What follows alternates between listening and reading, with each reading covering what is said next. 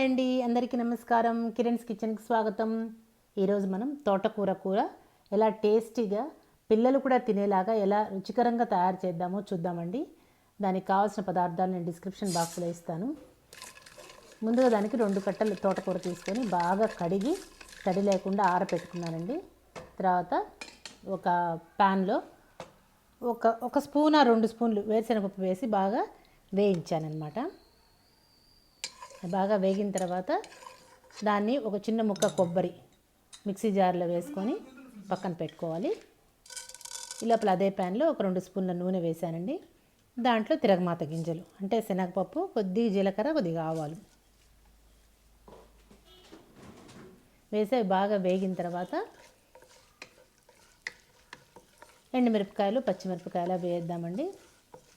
ఈ లోపల కొత్తగా మన ఛానల్ ఎవరన్నా చూస్తుంటే సబ్స్క్రైబ్ చేసుకోండి. పక్కనే ఉన్న బెల్ ఐకాన్ క్లిక్ చేస్తే నేను ఈ వీడియో పెట్టగానే మీకు నోటిఫికేషన్స్ వస్తాయండి. ఇప్పుడు మన తిరగమాత చిటపట్లాడింది కదా, ఒక ఎండుమిరపకాయని చిన్న ముక్కలుగా తరిగి వేసాను. తర్వాత ఒక పచ్చిమిరపకాయని కూడా, గార్లిక్ తినేవాళ్ళు గార్లిక్ కూడా వేసుకోవచ్చండి, చాలా బాగుంటుంది. అవి కొద్దిగా అటు వేగంగానే ఒక ఉల్లిపాయ తరిగి వేసాను, సన్న ముక్కలుగా తరిగి వేసేసేయండి. అవి కూడా బాగా ఉడకంగానే దాంట్లో పసుపు, ఉప్పు వేసి మూత పెట్టి ఉడకనివ్వండి. ఉల్లిపాయలు బాగా మెత్తగా అవ్వాలండి, అందుకని ఒక అర నిమిషం చాలు. సిమ్లో పెట్టేసి 1 నిమిషం అట్లా ఉడకనివ్వండి చాలు.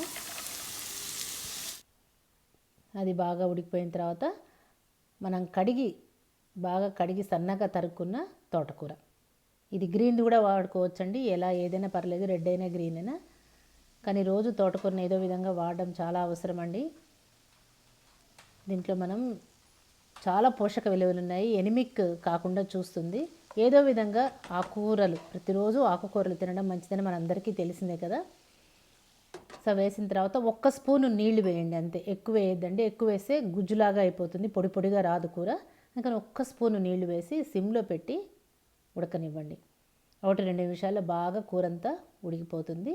దాంట్లో ఇందాక మనం వేయించి పెట్టుకున్న వేరుశనగపప్పు ఉంది కదా, అది కొబ్బరి కలిసి మిక్సీ వేసి ఆ పొడిని వేసేసేయండి. కూరలో వేసి బాగా మిక్స్ చేస్తే పొడిగా కూర చాలా బాగా వస్తుందండి. ఇది చపాతీలోకి, అన్నంలోకి, అన్నిట్లోకి చాలా రుచిగా ఉంటుంది. ఇలా తయారు చేస్తే పిల్లలు కూడా తింటారు, ఎందుకంటే వేరుశనగపప్పు పొడి ఉంది కదా, దీనివల్ల ఆ రుచి పిల్లలకి బాగా నచ్చుతుంది. అందుకని ఈ పొడితో వేసి కూర తయారు చేసి పెట్టండి, పిల్లలు ఇష్టంగా తింటారు. పోషక విలువలు చాలా ఎక్కువ ఉంటాయి కదా, అందుకని ఇది రాగి సంకటిలో కూడా చాలా బాగుంటుందండి. రాగి ముద్ద తినేవాళ్ళకు కూడా మంచి సైడ్ డిష్ ఇది. ట్రై చేయండి. ట్రై చేసి మీకు ఎలా వచ్చిందో నాకు కమెంట్ బాక్స్లో కమెంట్ చేయండి.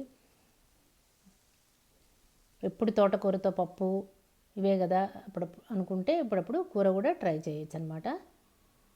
చాలా పర్సనల్గా నాకు చాలా బాగా నచ్చింది, చాలా టేస్ట్ ఉంది, పొడిగా చాలా బాగా ఉందండి. ట్రై చేయండి. Please like, share, subscribe.